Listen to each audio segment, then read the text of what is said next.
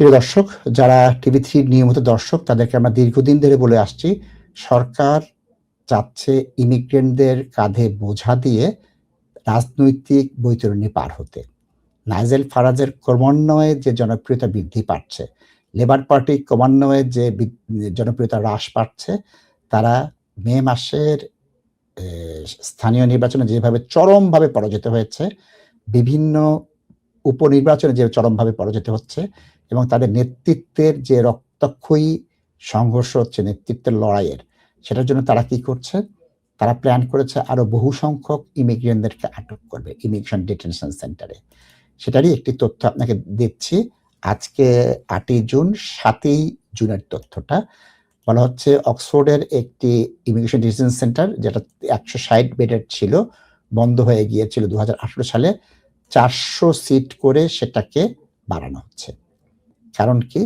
তারা চাচ্ছে আরো অনেক বেশি লোককে ডিটেইন করতে, সমাজে একটা ভয়ঙ্কর অস্থিতিশীল এবং একটা টেনশন তৈরি করতে। ধর্মার কাট আছে না? আমরা বিভিন্ন স্বৈরাচারী মাফিয়া ফ্যাসিস্ট সরকারকে দেখেছি হেলিকপ্টার দিয়ে গুলি করতে, আমরা দেখেছি আকাশ থেকে গুলি করে শিশুদের মেরে ফেলতে, আমরা দেখেছি স্নাইপার দিয়ে গুলি করে মেরে ফেলতে। তারা কি ভয়ের রাজত্ব যেভাবে কায়েম করে, ঠিক তেমনি ভয়ের রাজত্ব কায়েম করতে চাচ্ছে, ইমিগ্রেন্টদের জীবন বিপন্ন করার চেষ্টা করছে। এটা আমাদের জন্য বর্তমান আর্থসামাজিক রাজনৈতিক অবস্থায় আইন দিয়ে কিভাবে করে ভয় দেখিয়ে ইমিগ্রেন্টদেরকে মানসিকভাবে বিপর্যস্ত করা যায়। এবং আমি ভয় দেখাচ্ছি, এটার জন্য আমাকে বর্ণবিদ্বেষের সাপোর্টার যারা আছে ভোট দেন।